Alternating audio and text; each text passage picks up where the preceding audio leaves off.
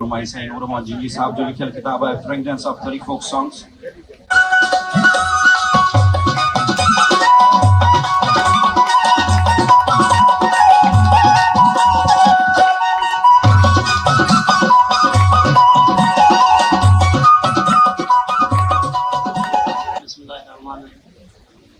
तमाम इल्म दोस्त, अदब दोस्त ऐं किताब दोस्त साथियुनि खे सलाम। इल्फी शिराज़ी और शेर आहे त ज़ नक्स तिश्न लबीदा ज़ नक्स तिश्न लबीदा व अक्ल ख़ीश मिना दिलत फरेब कर अज़ जलवे सराब निकोरदा। ऐं मौलाना रूमी चयो त तिश्नगां कर आब जोयन तिश्नगां कर आब जोयन अज़ जहां आब जोयद हम आलम तिश्नगां। ऐं लतीफ़ पहिरियों ख़ूब चयो अंदर जिनी हुन पानी हुनियो हुनखे। वक़्त जो ख़्यालु रखंदे असीं अॼोके हिन सेशन जी शुरूआति कयूं था। अॼोको सेशन जो किताब जी मोहरत ते बदल आहे। किताब जी मोहरत थी वई आहे। किताब जंहिंजो उनवान आहे फ्रेगरेंस ऑफ 30 फोक सॉन्ग्स। किताब कमल पब्लिकेशन कंबर पारां छपियो वियो आहे ऐं किताब जो मुसनिफ़ साईं नूर अहमद जंजी साहब लॻभॻि 29 खां 30 किताब लिखी चुका आहिनि। खेनि वॾो कमु आहे सिंधी अदब ते। लतीफ़ शनासी, अयाज़ शनासी, रूमी, भगत कबीर ते खेनि मुबारकूं ऐं वॾो एहसान आहे। किताब में अयाज़ जो हमर चोब आहे उहो अयाज़ जंहिं आंद्रे मालरो खे कोट कंदे लिखियो त पिकासो ते अफ्रीकी सनम तराशी जो असरु आहे। पिकासो ते अफ्रीकी सनम तराशी जो असरु आहे। हू हुनजो एहसान लाइ नथो सघे। ईअं ई अयाज़ जी शाइरीअ ते थर जो एहसान आहे, हू हुनजो लाइ नथो सघे। सो लोक अदब ते ॻाल्हाइण लाइ at least I can not do justice with the text. इन लाइ पैनल इस तरह वधंदासीं जॾहिं डॉक्टर नबी बख्श खान बलोच साहब जन लोकगीतनि ते लिखनि था त सिंधी लोकगीत सिंधी समाज जे मिज़ाज जो आईनो आहे। ऐं जॾहिं डॉक्टर गुलाम अली अलाना लिखनि था त चवनि था त लोक अदब उहो अदब आहे जंहिंमें दिमाग़ जो असरु घटि पर रूह ऐं दिलि जो असरु वधीक हूंदो आहे। ऐं जॾहिं नारायण भारती लिखनि था त उहे चवनि था त लोकगीत इंसाननि में फीलिंग्स ऐं सेंटीमेंट्स खे वधाइण में भरपूर किरदारु अदा कनि था। इन शॉर्ट एक्सप्लेनेशन सां असां पैनलिस्ट तरफ़ वधंदासीं। मुंहिंजो पहिरियों सुवालु असांजे बरख अदीब लतीफ़ शनासी ते ख़ासि उबूर रखंदड़ असांजो डॉक्टर शेर मेराणी नकाब जिन खां नारायण भारती जे हिननि सिटुनि सां सवाल कंदुसि त नारायण भारती लिखियो त लोक अदब जो शाइर ऐं सुगड़ पंहिंजी सरज़मीन हर खिते ऐं हर हिसे ऐं हर माहौल जो तर्जुमान हूंदो आहे। उहो आम फहम ज़बान ऐं ज़बान जे इस्तिलाहनि ऐं पाकनि खां सवाइ पंहिंजे तरह जे मुहावरे ऐं लुगत ते महारत रखंदो आहे। हाणे नारायण भारतीअ जी हिन स्टेटमेंट खे ॾिसी डॉक्टर शेर मेराणी साहिब खां इहो सवालु आहे त तव्हां साईं नूर अहमद जंजी साहिब जी शख़्सियत ऐं हिन किताब खे कीअं था ॾिसो? Thank you so much, Mir. First of all, I would like to come and then to the organizers of HLF running such a beautiful mela, an event. Hopefully, this discussion will be very fruitful for youngsters especially and for researchers as well. Shah Abdul Latif Bhitai says, yogis in this world are of fire and light. Yogis in this world are of fire and light, who radiant like light, I cannot live without them. Noor Ahmad Janji Sahab in this book has produced such a marvelous work that will be, it's my claim that this book or this theory will be the basic document to produce the literature, especially folk literature of third at international scope, at international level. Janji Sahab in this book not only produces not only presents the folklore, our folk literature, our folk songs, but he has given the 10 geophysical zones of the Thar and Parker, and 5 major languages is speaking there in Thar, and 4 topographical zones. हू जिथे थर जी वारियासे जी ॻाल्हि करे थो, हू उते कारूंझर पहाड़ जी ॻाल्हि करे थो, साॻी जाइ ते पारकर जे पटन जी ॻाल्हि करे थो, साॻी जाइ ते कच्छ जे रण जी ॻाल्हि करे थो.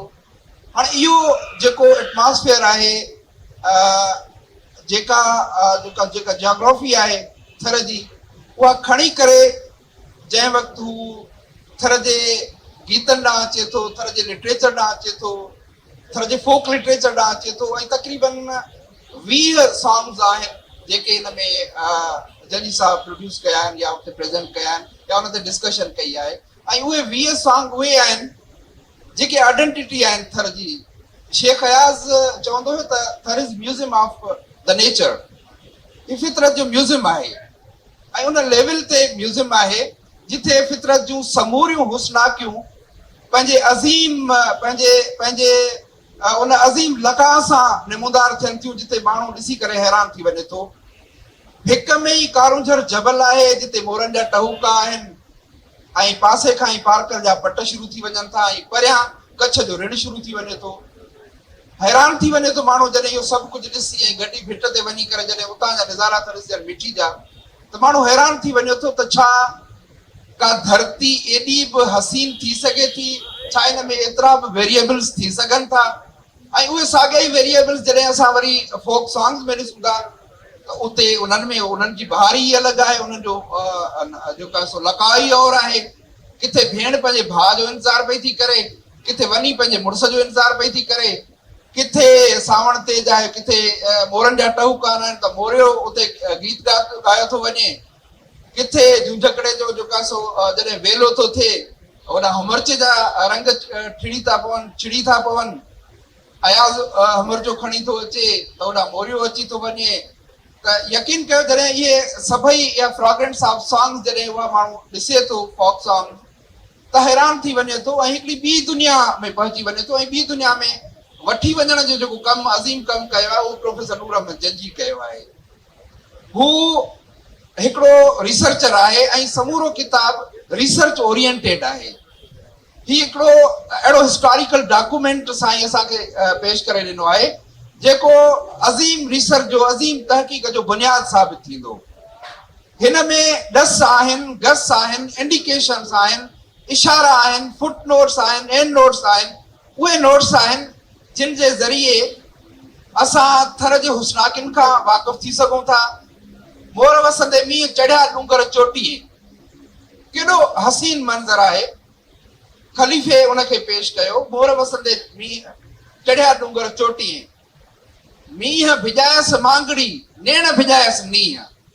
ऐं उते जेका भेण आहे उहा पंहिंजे भाउ जे लाइ चए थी, in this thunderstorm the turban of my brother is wet in this rain, but his eyes are wet in that separation. हुन जो अखियूं जुदाई में आलियूं आहिनि, हुन जी पग मींहं में आली थी आहे.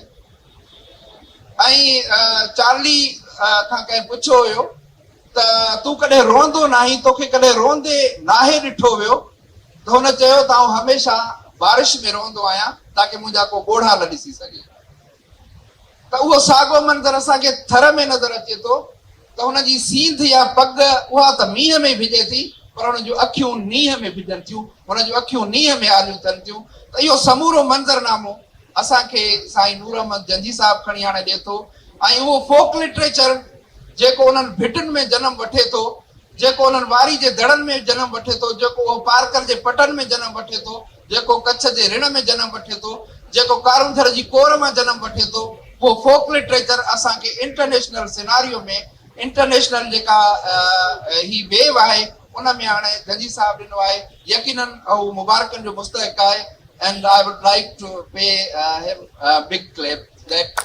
for this historical work. Thank you, Dr. Saab. Wonderful talk. तव्हांजी ॾाढी बेस्ट लाइन आहे द बेसिक डॉक्यूमेंट ऑफ थेरेट इंटरनेशनल लेवल. ॾाढी ज़बरदस्त ॻाल्हि कई आहे तव्हां.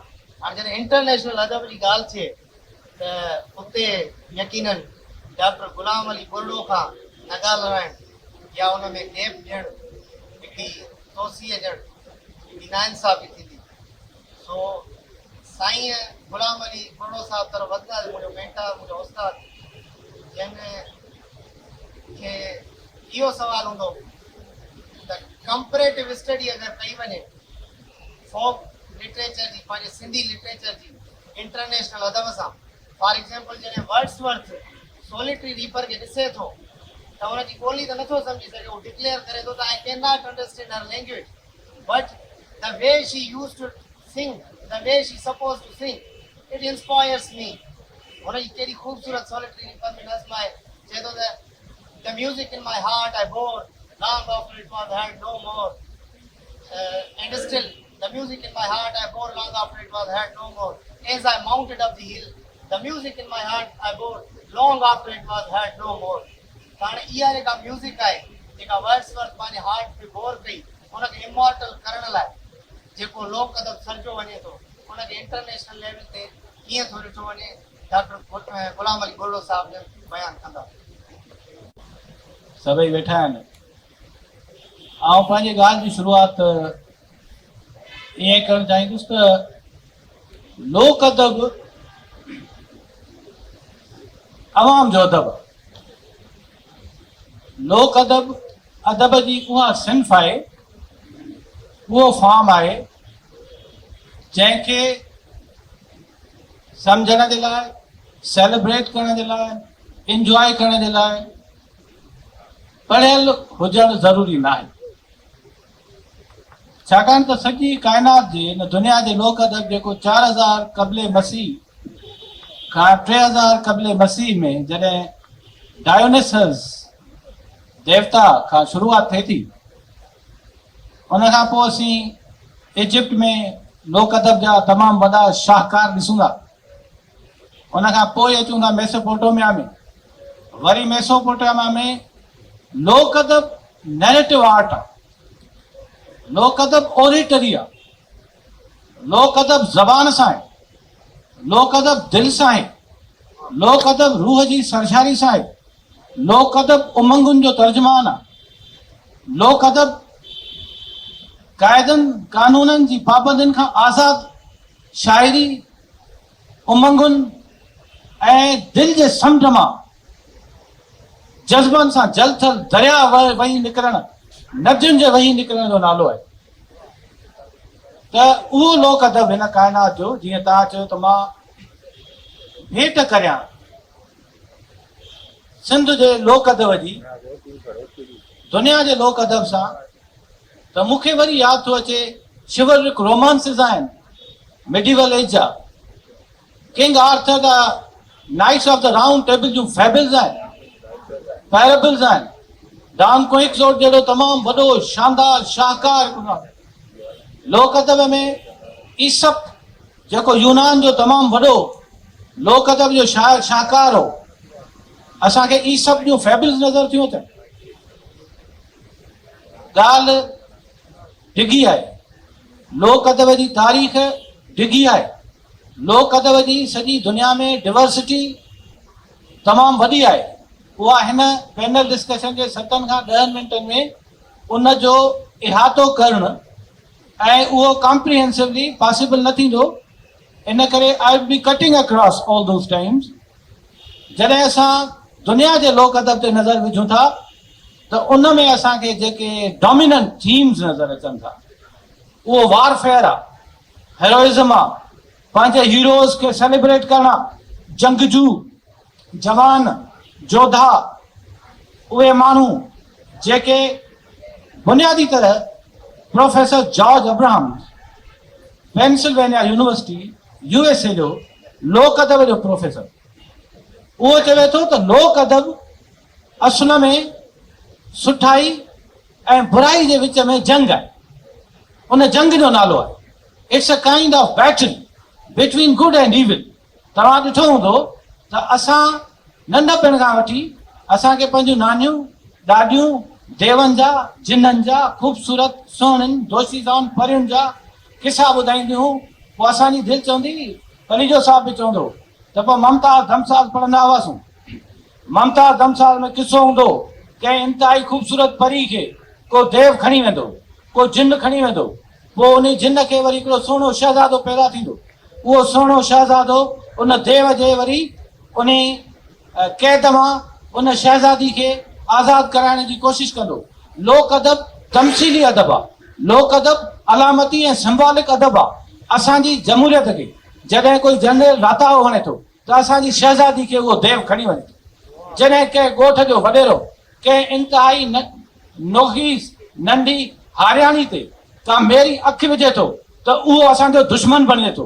लोक अदब हिमत ॾियारींदड़, उत्साह ॾियारींदड़, जज़्बनि जे ज्वाला मखी खे तब्दीली लॻाईंदड़ हिन ज़ुल्म बर्बरियत ॾोह जेको बि इस्तेसाल आहे उन्हनि कुवतुनि जे ख़िलाफ़ नंढड़े ॿार खे नंढपिण में ॿारो तण में ज़ुल्म मेराइप अगलीनेस डर्टीनेस जेका बि ज़ुल्म जूं ज़ाहिरी तोड़े पोशीदा ताक़तूं कुवतूं सरचश्मा आहिनि उन्हनि सां जंग जोटणु, उन्हनि सां विढ़णु, उन्हनि खे शिकस्त ॾियणु, उन्हनि खे पाश पाश करे छॾण जो नालो लोक अदब आहे। दुनिया जे लोक अदब में हेरोइज़म घणो आहे, वैल्यूज़ घणा आहिनि। हू पंहिंजनि जंगनि जी ॻाल्हियुनि कनि था। एपिक ब्योल्फ आहे, ड्रैगन्स आहिनि, सी ड्रैगन्स आहिनि, के वॾियूं बलाऊं आहिनि, के वॾा अजगर आहिनि, के असदहा आहिनि।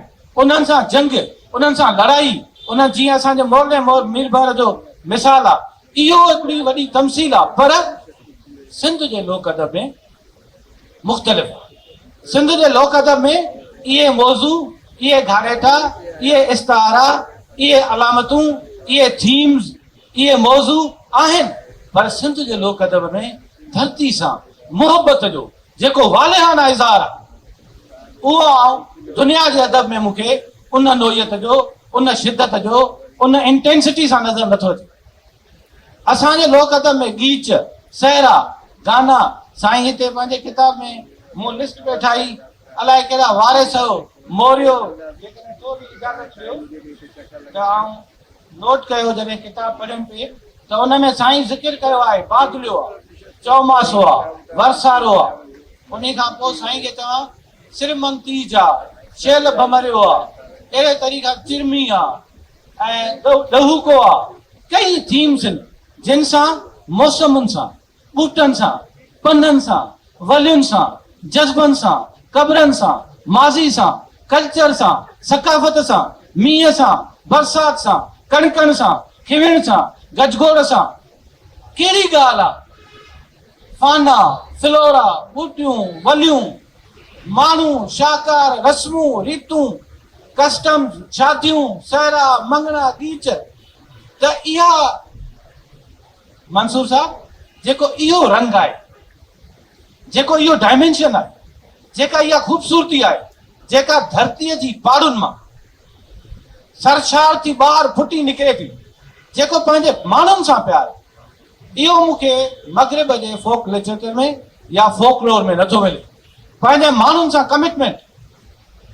हिकिड़े जीअं शाह अब्दुल लतीफ़ भिटाई फरमाइनि था, लोक वञी को चोए, चोए मीन चओ, से टेल हिम, लोक वञी को चोए मुंहिंजे मारूअड़नि खे, को माण्हू वञी मुंहिंजे वतन में, मुंहिंजे ॻोठ में मुंहिंजे मारूअड़नि खे चवे, लोक वञी को चोए मुंहिंजे मारूअड़नि खे, छांगा छिनो छेलड़ो जे कहीं जो होए।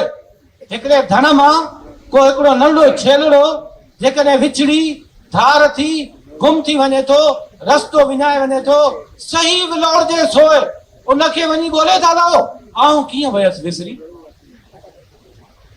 आई वुड रिपीट, लोक वञी को चोए मुंहिंजे मारूअड़नि खे, छांगा छिनो छेलड़ो जे कहीं जो होए, सही विलोड़जे सोए, आऊं कीअं वयसि विसरी। या पहिरीं असांखे हिते नफ्स म्यूज़िकल ग्रुप जे दोस्तनि चयो त बाबा मारवी चए थी त सूमरा जेकॾहिं आउं तुंहिंजे क़ैद में मरी वञा त महिरबानी करे मुंहिंजो लाश ओॾे ॻोठ मुंहिंजे मोकिलिजांइ, मूंखे दफ़नाइजांइ इधर। बाबा असां सभिनी इंसाननि जा मामला असांजी ज़िंदगी ताईं आहिनि। मौत खां पोइ जी कमिटमेंट सिर्फ़ सिंध जे लोक अदब में आहे, सिर्फ़ सिंध जे शाइरी में आहे, सिर्फ़ शाह अब्दुल लतीफ़ भिटाई रहमतुल्लाह अलैह जी शाइरी में आहे। उहो चए थो छाजे लाइ मूंखे मोकिलियो? चए थो छो त मथां मुंहिंजूं सरतियूं अचनि ऐं मुंहिंजे मथां थर जे मुंहिंजे वतन जे वलियुनि जो वास ॾियनि।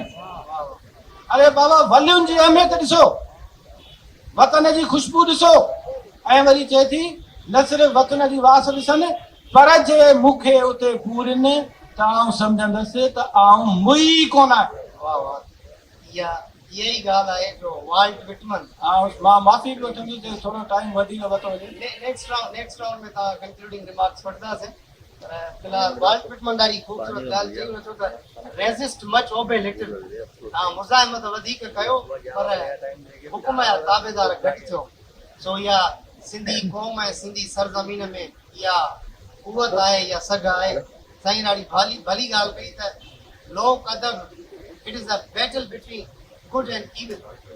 सो हाणे मुंहिंजो नेक्स्ट सवाल आहे डॉक्टर फरीदा पंवर साहिबा जो खां, जेके सीनियर एकेडमिशियन आहिनि institute of English language and literature. Doctor Farida Panwar साहिबा जो खां सवाल आहे त as a literary man, as a literary scholar, how did U find this book, it's content or its expression, its musical expressions of the folk songs? Thank you, Mirza.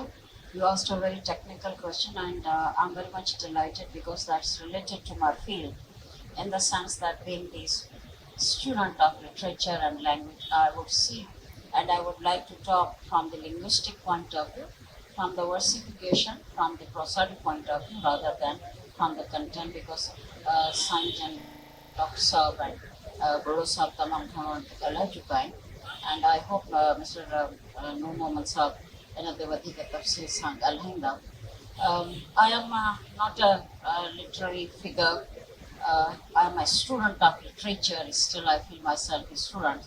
पर हिकिड़ी language पढ़ाइण जे उस्ताद जी हैसियत में, हिकिड़ी लिटरेचर जी हैसियत में जॾहिं को किताब मुंहिंजे हथ में ईंदो आहे त उहो हिकिड़ो क्रिटिकल रिव्यू थी वेंदो आहे। असांजे लाइ दिमाग़ में उहो रहंदो आहे त हिनखे छा पियो चवे, कहिड़ो मैसेज आहे जेको ॾियणु पियो चाहे, जेको उहो मैसेज ॾियणु चाहे पियो, is that clear, is that universally acceptable or not, or that is an individual idea or ideology of an individual person.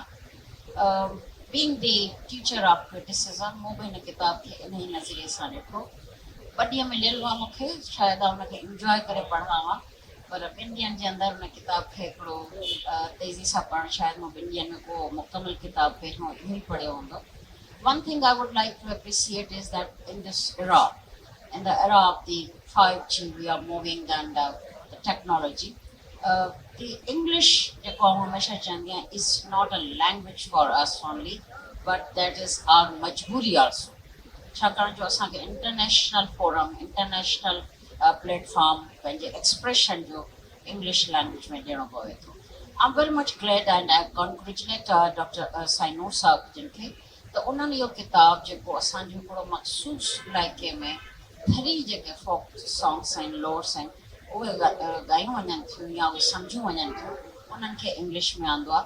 Today is the age of the research, हर टॉपिक ते रिसर्च थिए पई। And असां जॾहिं पंहिंजे students खे चऊं था, जॾहिं आउं PhD करणु वियसि त मूंखे चयो वियो त पंहिंजो लोकल लिटरेचर जो रिव्यू खणी अचो, त मूंखे न पियो मिले। So this is a one step towards the introduction of our 30 folklores to the universe, to the world. The international level ते को माण्हू इंट्रस्टेड आहे त उनखे पढ़ी सघे थो, अंग्रेज़ी उनखे सम्झ में ईंदी, कहिड़ी कहिड़ी दास्ताना, कहिड़ा शयूं जेके ॿुधायूं वञनि। I admit and I fully उन सां एग्री कयूं था त इन ते पहिरीं घणो कमु थी चुको आहे, वॾो कॉन्ट्रीब्यूशन रहियो आहे बलो साहब खां वठी अॼु ॾींहं ताईं, पर उहे सिंधीअ में, ऐं सिंधी हाणे असां वटि हिकिड़े मख़सूस तबिके जी माण्हुनि जी ज़बान बची वई आहे। इंटरनेशनल वे ते जेकॾहिं को सिंध में कमु करे पियो, हाणे हिकिड़ो ग्लोबल वर्ल्ड आहे, त उन में असां जॾहिं सिंधी अदब ते ॻाल्हाइणु शुरू कयूं था त असांखे सिंधी अदब ते अंग्रेज़ी जा किताब खपनि था ऐं उहो असांजे लाइ तमामु ज़रूरी आहे ऐं उन हिकिड़े गेप खे साईं नूर साहब कोशिशि कई आहे फिल करण। हाणे तव्हां चयो त मैडम हिकिड़ो लिंग्विस्टिक पॉइंट ऑफ व्यू खां या from the versification point of view as already mention that book is divided. Sain Baloch साहब असांखे हिकिड़ो अम्ब्रेला टर्म्स थो ॾिए, साईं जिन उन्हनि खे ॾाढे नंढे नंढे यूनिट्स में डिवाइड कयो आहे, नंढी ज़िदा ते उनखे ॻायो आहे। के मशहूरु शयूं बि हुन में विधियूं अथसि जेके इंडिविजुअल यूनिट आहे उहे को अम्ब्रेला टर्म में नथियूं अचनि। ॿी ॻाल्हि जेका सभिनि खां अहम आहे, जेका सवली लॻे थी, छाकाणि जो एज़ अ लेमैन सिंधी जी एतिरी सुञाणप असांखे न आहे वेंदी टीचर ऑफ इंग्लिश लिटरेचर, त जेके लेयर्स आहिनि उन्हनि लेयर्स में ॿुधायो वियो त कहिड़ी शइ कहिड़ी आहे ऐं उन्हनि खे थीम्स में डिवाइड कयो आहे। That's very important, but sometimes these themes are confusing. I am sorry doctor साहब if my criticism is but I don't want to criticize. I said that this is a must. I must appreciate. I'm very much happy that we have a book in our hands जेको असांखे सिंधी जी हिकिड़ी picture into the international language ॾिए थो। But the most important thing is that a person like a layman like me, हिकिड़ो आम माण्हू जेको मूं जहिड़ो आहे, उहो थीम्स जे हिसाब सां त हिनखे सम्झी पियो वञे। एज़ आई अंडरस्टूड इट, मुंहिंजे लाइ भयो या चौमासी सभु हिकु जहिड़ा फोकलोर्स आहिनि। थीम्स में तव्हां असांखे ॿुधायो सम्झ में अची वियो, but I wish and I would तव्हांखे कंदासीं रिक्वेस्ट त बेहतर थिए हा त थीम्स खां वधीक बि जेकॾहिं तव्हांखे, because the poem is folklores are in stanza form. शुरू में जेको तालीम आहे, चवंदा आहिनि न poetry is a mother of all the disciplines. असां वटि साइंटिफिक फॉर्मूलास खां वठी पर्सनल एक्सप्रेशन ताणी सभु शाइरी में आया। ये शाइरी आहे जंहिं हिन इल्म खे अॻिते आंदो आहे। फिजिक्स, केमिस्ट्री, एस्ट्रोलॉजी, बायोलॉजी सभु फॉर्मूला पहिरीं सिंगिंग परफॉर्मेंस में शाइरी में आया। फोकलोर्स बि हुनजो हिसो आहे। So folklores is not only the understanding of the customs, cultures, beliefs, disbeliefs of a particular region, but the most important thing is that is the इहे असां वटि जंहिं फॉर्म में आया आहिनि, इहे असांखे हिकिड़ी पुराणी उहा मालूमात पिया ॾियनि जेका असां वटि ख़तमु थी चुकी आहे। ऐं अगरि वधीक उनखे आई एप्रिसिएट, पर मुंहिंजे लाइ वधीक आसानी थी वञे हा त मूंखे अगरि ॿुधायो वञे हा त चौमासी में बि तव्हां sister is singing for the brother, भयो में बि हिकिड़ी भेण पंहिंजे भाउ जे लाइ ॻाए पई। हाणे मुंहिंजे लाइ इहे ॿई शयूं जेकॾहिं साम्हूं ईंदियूं त मुंहिंजे लाइ डिस्टिंग्विश डिफरेंट हूंदो। वेदर इट इज़ अ भयो, वेदर इट इज़ अ मोरडियो, वेदर इट इज़ अ कहिड़े क़िस्म जो सॉन्ग आहे, इहो इंग्लिश में डिस्टिंग्विश करे सघां पई त वेदर इट्स अ ओड या एपिक आहे। जीअं पाण गज़ल आहे, गीत आहे, आम शयूं त पाण खे सम्झ में अची थी वञे, पर फोकलोर्स जी पाण खे अहिड़ी सम्झ नथी अचे। जेकॾहिं उनखे वर्सिफिकेशन जे पॉइंट ऑफ व्यू खां ॿुधायो वञे हा, थीम्स में तव्हां ॿुधायो आहे, पर जीअं मूं चयो त बीइंग हिकिड़ी नॉन सिंधी लिटरेचर जेके हिकिड़ी सतही क़िस्म जी सिंधीअ जी मालूमात आहे, त पोइ थोरो मुंहिंजे लाइ मुश्किल थी वेंदो to distinguish the whether this folklore जेको आयो आहे मूं वटि साम्हूं आहे, इहा चौमासी आहे या इहो भयो लिखियलु आहे। मूंखे थोरो हिन में प्रॉब्लम थिए थो। अगरि हुनजी technicalities J point of view खां ॻाल्हायूं त थोरो हुनजी वर्सिफिकेशन या जेके पाण सिंधीअ में रिदम राइम इंग्लिश में चऊं था या बहर वज़न चऊं था, उन जे पॉइंट ऑफ व्यू खां जेकॾहिं इन्हनि जी क्लासिफिकेशन थोरी क्लासिफिकेशन कई वञे हा त हिकिड़े लिंग्विस्टिक्स नॉन सिंधी पर्सन खे उहो वधीक ईज़ी लॻी आहे बनिस्बत हिन जे, जो मुंहिंजे लाइ सभु हिकु जहिड़ा थी विया, सभु ॻाइजनि पिया, सभु नचनि पियूं, सभु मदर बाहे, वाइफ बाहे, लॉन्गिंग बाय for the country, longing for the husband बाय, so dreams, desires, feeling, fantasies, all these things are there, but I wish I could have a distinguish through the stanzaic form जेको तव्हां ॾिनो आहे, उनखे हिकिड़ी ॿ सेट में अगरि नेक्स्ट टाइम कॾहिं थी सघे थो बयानु कयो आहे त वधीक बहितर थिए। No doubt it's a wonderful work. इहा स्टार्ट आहे, साईं जिन पंहिंजो कमु कनि पिया। इहे कमु असां अदीबनि जा, तव्हां अदीबनि जा बि आहिनि ऐं असां टीचर्स जा। बदकिस्मती सां असीं न पंहिंजो पाण खे एतिरो गुम करे चुका आहियूं पढ़ाइण में, शायदि इहा ॻाल्हि असां खां विसरी वई आहे, पर कुझु आहिनि मुंहिंजे आसपास ॿ माण्हू वेठा आहिनि जेको इहे कमु करे रहिया आहिनि। ऐं साईं त बज़ार ते ख़ुदि हिकिड़ी मशीन आहे, बसि किताब प्रोड्यूस करे थो, साल जो नओं किताब कढे थो। ऐं आउं मुस्तक़िल हिकिड़ो जुमिलो साईं खे बि चवां त साईं व्हाट्स दैट मैजिक, इहो आहे कहिड़ो, मूंखे बि ॿुधायो, बिकॉज़ मुंहिंजा 3 किताब 3 सालनि खां अधूरा पिया आहिनि। So it's a wonderful contribution. Thank you doctor साहब for providing us such a informative aspect of sin. Thank you.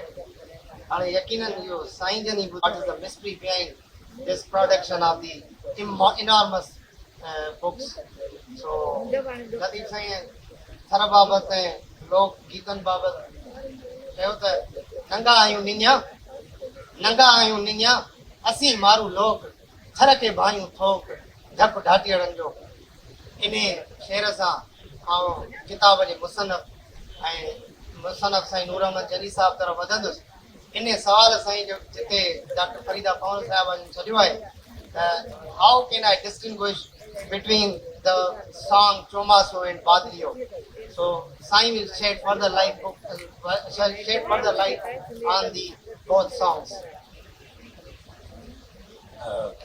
Thank you all of the scholars, panelists.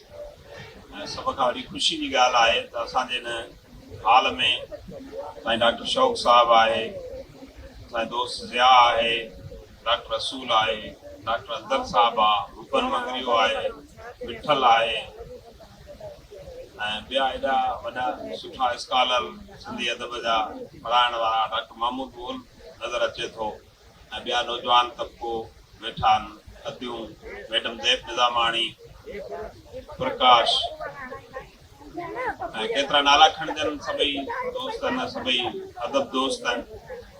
ऐं मुख़्तसरन त जेके डॉक्टर शेर मैडम ऐं डॉक्टर बुरड़े साहब ॻाल्हियूं कयूं, उन्हनि ॻाल्हियुनि खां हटी करे ऐं पहिरीं तव्हांखे इहो ॿुधायां मूंखे इहो छो ख़्यालु थियो त आउं अंग्रेज़ीअ में लिखां लोक अदब ते हूं कमु कयो आहे ऐं उहे गीत उतां जा आहिनि। लोक अदब इंसान जी ज़िंदगीअ जो उहो तहरुक आहे जेको उनखे सदियुनि खां खणी हलियो आहे।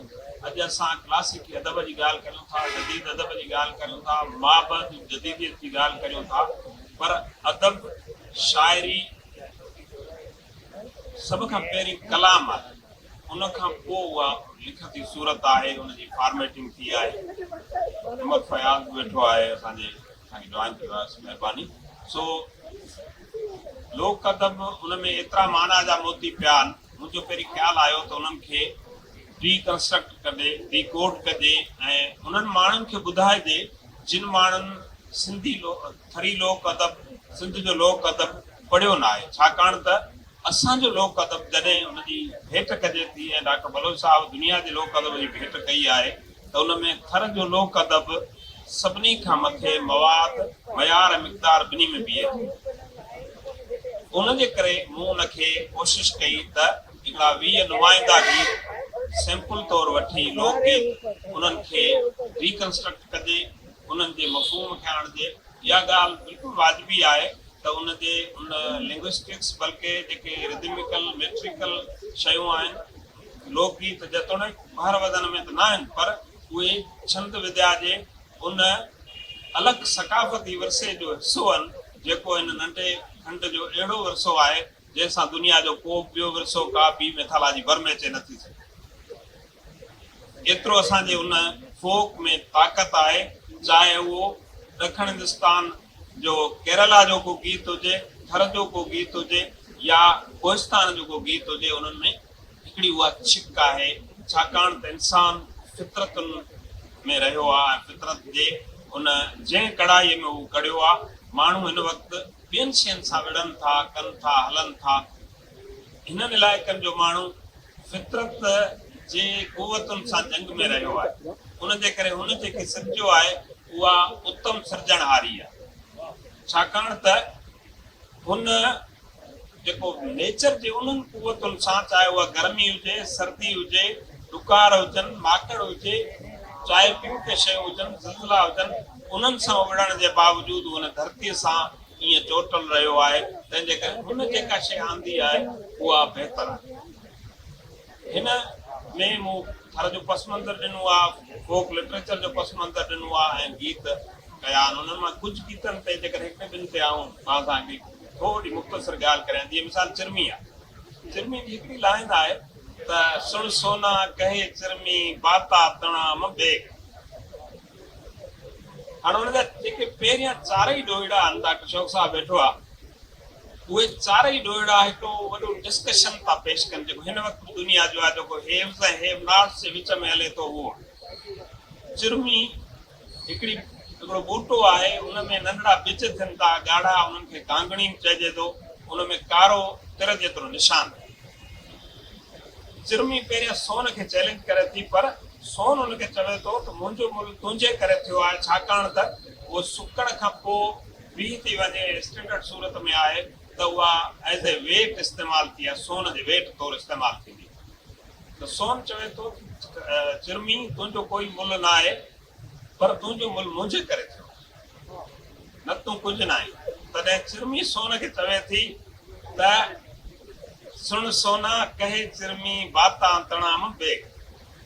हेॾी वॾी लबाड़ नण सोन चिरमी चवे थी, ऐं उन साए वण उन जबल जी मूंगटी आहियां, ऐं मुंहिंजे मुंहं में इहो कारो तिर इन जे करे थियो आहे जो तो जहिड़ी तिछ शइ जे साम्हूं तुरी आहियां, ऐं फितरत जी शइ आहियां, तूं बाज़ार जी शइ आहीं, तंहिंजे करे मुंहिंजी क़ीमत इन ई नमूने सां असां जॾहिं वरी अचूं था उन छेल भमरीअ ॾांहुं, त उन में बि फीलिंग्स जो गीत आहे। कीअं उहा औरत बीठी आहे, कीअं पंहिंजे सस सां मुखातिब थिए थी, कीअं कीअं उन में शयूं अचनि थियूं।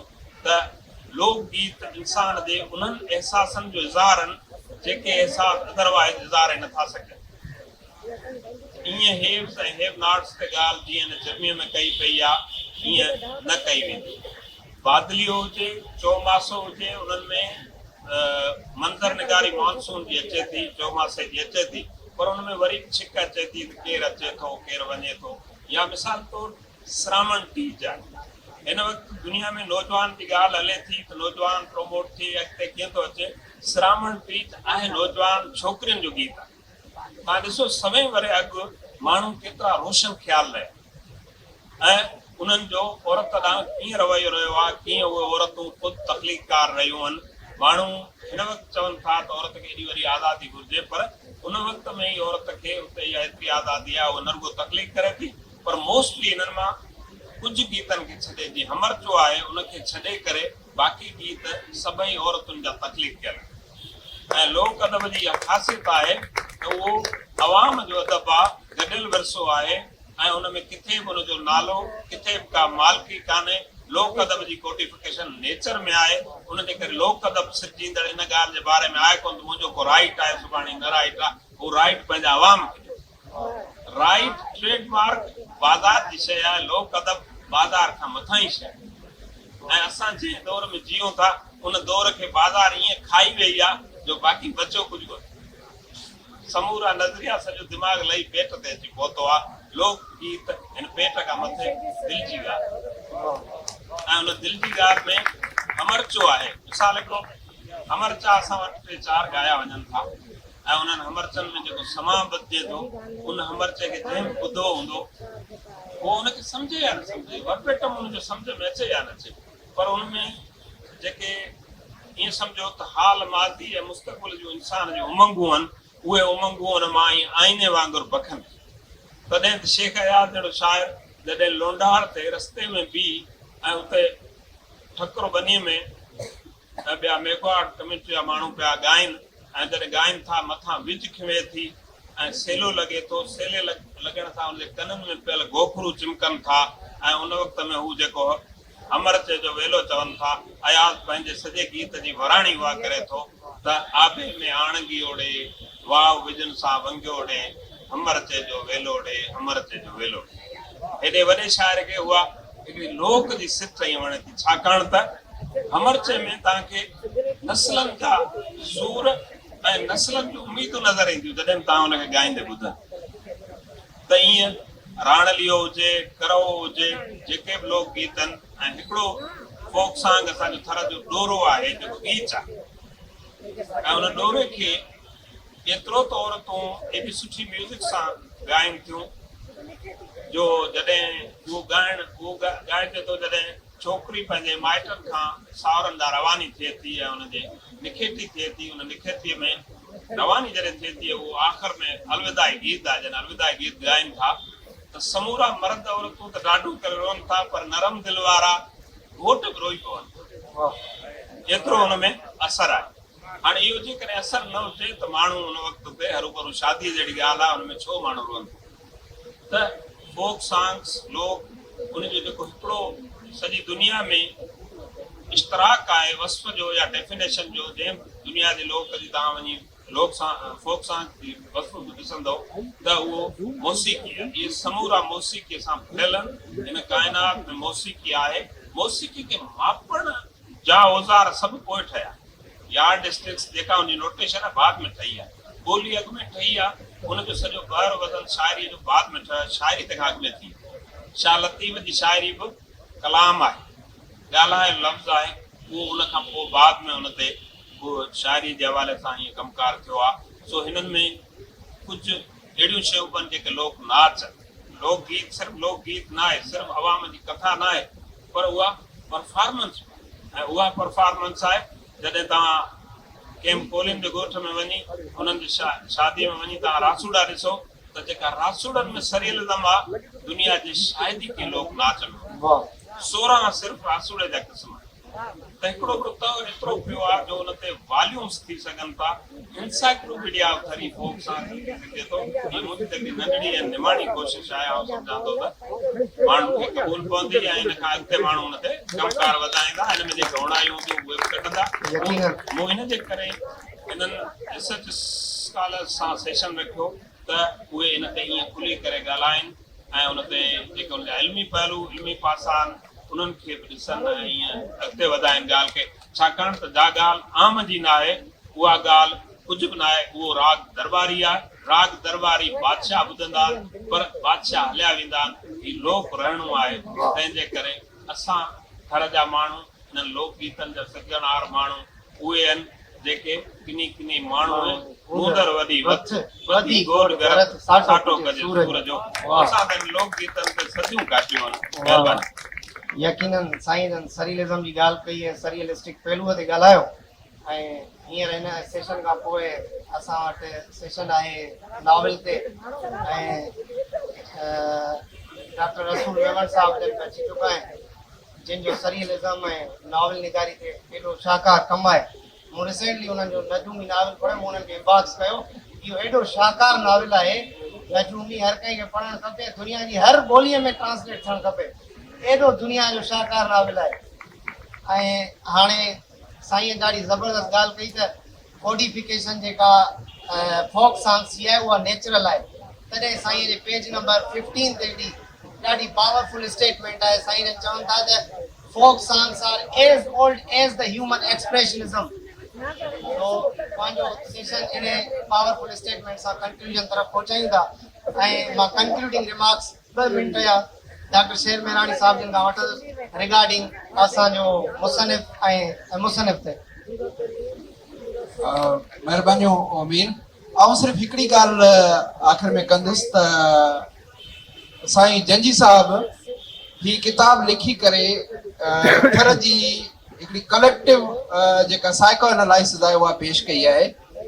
इन्हनि सभिनी सॉन्ग जो साइको एनालिसिस थी सघे थो, ऐं उहो जेको एनालिसिस हूंदो यकीनन थर जे समूरे जेको सो इज्तमाही नफ़्सियात जो उहो मोहदार हूंदो या उहो हुनजो प्रूफ हूंदो।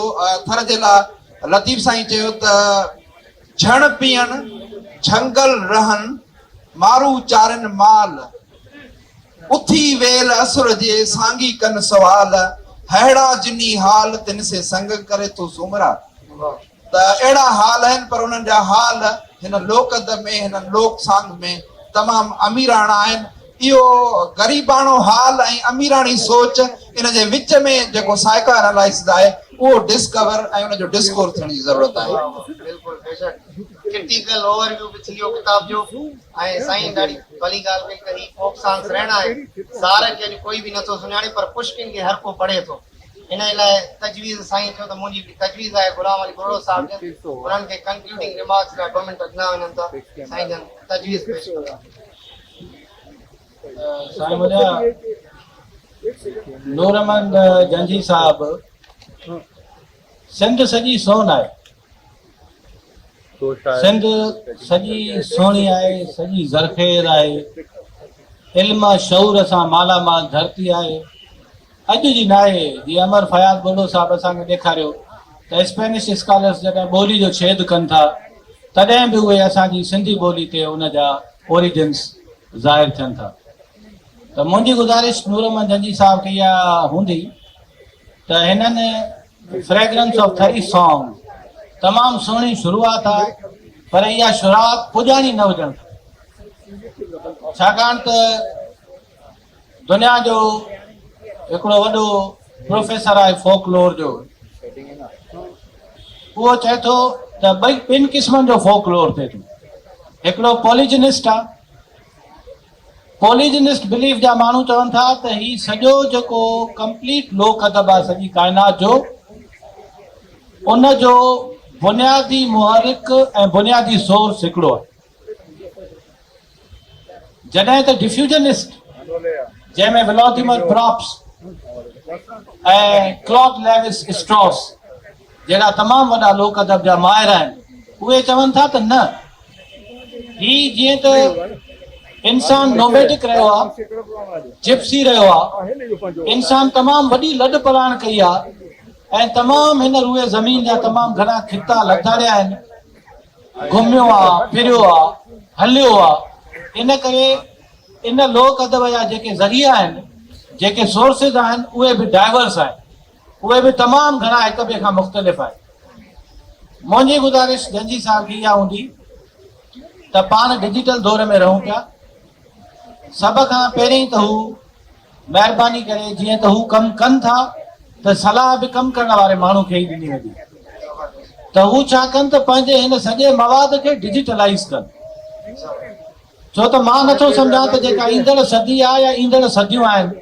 उहे शायदि प्रिंट मीडिया जूं सदियूं न हुजनि नंबर ॿी ॻाल्हि जेका गुज़ारिश आऊं साईं खे हिकिड़ी तजवीज़ ॾियणु चाहींदुसि उहा इहा आहे त साईं महिरबानी करे जेको असांजो थर जो लोक अदब आहे उन थर जे लोक अदब खे जेके दुनिया जे लोक अदब जा बुनियाद आहिनि जेके दुनिया जे लोक अदब जी इब्तिदाई फीडर्स आहिनि जितां दुनिया जे लोक अदब जी शुरूआत थिए थी जंहिंमें व्लादिमीर प्रॉप्स जी ख़ासि थियरी आहे स्ट्रक्चरल उन स्ट्रक्चरलिज़म सां जेकॾहिं उन खे थोरो ॻंढींदा ऐं उन खां पोइ जेको सासरे ब्लूमफील्ड जूं लिंगुअल थ्योरीज़ आहिनि जेके ट्रैक्स आहिनि टेक्सोनॉमीज़ आहिनि जेकॾहिं उन्हनि सां साईं उन्हनि खे अॻिते हली इन्हनि सभिनी शयुनि सां जेकॾहिं सलारे ऐं उनखे मिलाए उन्हनि सां इंटीग्रेट करे उन्हनि जो कंपेरेटिव एनालिसिस जे तरफ़ पंहिंजे कम खे वधाईंदा त मां सम्झां थो हाणे साईं अमेरिका में ताज़ो ई यूनिवर्सिटी ऑफ पेंसिल्वेनिया में हुननि पंहिंजे बिलीव्स ऐं सुपरस्टिशन्स असां चवंदा आहियूं वहमनि खे जीअं हाणे वताए फ़क़ीर जो किरदारु ई असांजे लाइ अलाए केॾो वॾो लोक अदब आहे पावरफुली इंसाइटफुल आहे उन में अलाए कहिड़ियूं कहिड़ियूं विज़डम आहे इंसाइट आहे त उन्हनि खे जेकॾहिं इंसाइक्लोपीडिया लिखियो पियो वञे कारपोरेट लिटरेचर दुनिया में कारपोरेट फोकलोर पियो अचे दुनिया में अर्बन फोकलोर पियो अचे ही जेके बि कार्टून्स आहिनि हैरी पॉटर आहे रूपेंज़ल आहे ग्रेटल आहे हिन दुनिया जे जदीद ॿार खे बि जेको लोक अदब आहे उन जूं पारूं बि असांजे इन ई लोक अदब में त साईं जन जेकॾहिं इन्हनि डायमेंशन्स में पंहिंजी महिनत खे पंहिंजे डायरेक्शन्स खे खणी वेंदा त मां भायां थो त सिंध अञा वधीक सभागी यकीनन डिकोडेशन थींदी ऐं डेरिडा जी जेका साईं डिकोडेशन कनि पिया अयाज़ मुतालिक ऐं हिननि फोक सॉन्ग्स ते बि हेॾा ॾिसंदव त डेरिडियन डिकोडेशन आहे ऐं एग्जैक्टली टेक्सोनॉमी जो तव्हां ॻाल्हि कई तो हींअर कंक्लूडिंग रिमार्क्स वठंदा रिगार्डिंग मुसनिफ़ ऐं रिगार्डिंग मुसनिफ़ ही कंक्लूडिंग रिमार्क्स में 2 मिनटनि में जो था चई Being the teacher, हिकिड़ी ॻाल्हि पंहिंजे ऑडियंसिस खे ॿुधाइण थी चाहियां त तव्हां असां PhDs थियनि पिया साईं वेठल आहे उहे ज़माना हुया जॾहिं असांजे लाइ शेक्सपियर, मिल्टन, मार्लो इहे आइडियल हूंदा हुआ। असांजो फोकस हाणे लोकल लिटरेचर ते आहे। तव्हां जेको कुझु लिखो पिया इहो असां वटि पढ़ियो बि वञे पियो ऐं असीं पंहिंजे शागिर्दनि खे इहो ॾियूं पिया त हिननि खे पढ़ो, हिननि ते लिखो, हिननि ते कमु कयो। घणो थी वियो अंग्रेज़ी, असांजी ज़बान बि ओतिरी अहम आहे। घटि में घटि चंद टीचर्स असां वटि अहिड़ा आहिनि जेके इन्हीअ ते कमु कनि पिया ऐं इन ते वॾे पैमाने ते थिए पियो कमु। साईं जन जो किताबु असांजे लाइ तमामु घणो अहम आहे। हिकिड़े स्कॉलर्स जे लाइ, स्कॉलर्स व्हेन आई से scholars I mean the students of PhD MPhil या जेके थीसिस लिखनि पिया, रिसर्च कनि पिया। जीअं साईं चयो त इहो साईं जो रिसर्च वर्क आहे, छाकाणि जो साईं रेफरेंसिस सां गॾु असांखे ॿुधायो त हीअ शइ आउं पियो चवां, हीअ शइ आहिनि बलोच साहिबु चवनि पिया, हीअ शइ कंहिं ॿिए चई आहे। इहो असांजे लाइ तमामु हिकिड़ी वॾी गाइडेंस आहे जेका असांखे एकेडमिक सिन्योर में हेल्प पई करे। आउं तव्हांखे हिकिड़ी ॻाल्हि बसि साईं चवंदसि त हिन खे हिते न छॾिजो, तव्हांजो कमु ही हिकिड़ो मुकमल कॉम्पैक्ट अञा थियणो आहे, थियणु घुरिजे। काफ़ी सारी शयूं आहिनि जेके छॾियूं आयूं आहिनि, या जीअं कुझु लैंग्वेजिस आहिनि, तव्हां 6 लैंग्वेजिस ओनली मैंशन कयूं आहिनि and I teach the varieties of languages ऐं हुन में आउं अलाए घणियूं लैंग्वेजिस थर जूं ॿुधाईंदी आहियां। त उहो स्टूडेंट बि रहियो मूंखे चई मैडम 6 आहिनि, तव्हांखे त थर जी ख़बर कोन्हे, थर जो माण्हू चवे थो 6 ज़बानूं आहिनि। सो इहे जेके ड्रॉबैक्स अची वञनि था उन्हनि खे जेकॾहिं तव्हां किथे कॉन्क्लूड कयो था या उन्हनि जी एलब्रेशन कयो था, उन्हनि जो रेफरेंस ॾियो था, त घटि में घटि असांजे स्कॉलर्स जे लाइ उहो थी वेंदो। लिटरली एॾियूं वॾियूं वॾियूं फिगर्स हिन हॉल में वेठल आहिनि त मूंखे त कुझु डपु पियो लॻे त आउं उन्हनि जे साम्हूं चवां। तव्हांजे विजन खां वधीक मुंहिंजा लफ़्ज़ एॾा ताक़तवर न हूंदा, तॾहिं बुढ़ो साहब ऐं डॉक्टर साहब तमामु घणो कुझु चयो आहे। पर एज़ अ टीचर मां तव्हांखे चवंदसि त तव्हांजा किताब हाणे यूनिवर्सिटियुनि में अचनि था, सिर्फ़ु लाइब्रेरियुनि जी ज़ीनत कोन्हनि खे, इन्हनि किताबनि ते PhDs थियनि पियूं। तव्हां उन पर्सपेक्टिव खां बि लिखो ताकी असांखे उन्हनि जी मदद मिली सघे, छाकाणि असां उन्हनि किताबनि खे इन व्यू खां त ॾिसूं त हिन ते को कमु थियलु हूंदो, थींदो, करे सघंदासीं। नॉवलिटी एंड क्रिएटिविटी असीं हुन मां कढूं था, आस्पेक्ट्स असीं कढूं था, पर असांखे हुननि जी रेफरेंस जी ज़रूरत आहे। साईं जो किताब ख़ासि तौर ते इन सिलसिले में असांजे लाइ हेल्पफुल थींदो। Thank U very much doctor. Exactly research oriented work आहे, नो डाउट। कंक्लूडिंग रिमार्क्स लाइ मुसन्निफ़ खे कमेंट ॾिजो। महिरबानी। रिमार्क्स न आहिनि, बसि न को टाइम वठणु कान थो चाहियां, पोइ सेशन खे देरि थी थिए। थोरा न थोरा मूं ते मारवाड़नि जा, थर में वारी थोरड़ी त्याई घणेरा, भलायूं बेरा घणी घणींदसि केतिरा। असां वटि वरी न्याज़ पवण बि आयो आहे, ज़ाहिदा ॾेथो बि आई आहे, ॿिया दोस्त आया, लाशाद साहिबु आहे, मीडिया जा माण्हू आहिनि। तव्हां सभिनी महिरबानी, तव्हां असांखे ॿुधो, तव्हां असांखे एतिरो वक़्तु ॾिनो, महिरबानी। सभिनी पैनलिस्ट जी महिरबानी। डॉक्टर कमाल जामड़ो जो नालो वठणु विसरी वियो असां सभिनि खां, जंहिंजो तमामु वॾो कमु आहे, पर असांजे विच में न आहिनि रहिया। साईं हुननि खे बि कोट कयो आहे हिन बुक में, ऐं तव्हां सभिनी खे गुज़ारिश आहे त किताबु पढ़ो ऐं हिन जी डीकोडेशन जेका सभिनीनि चई उहा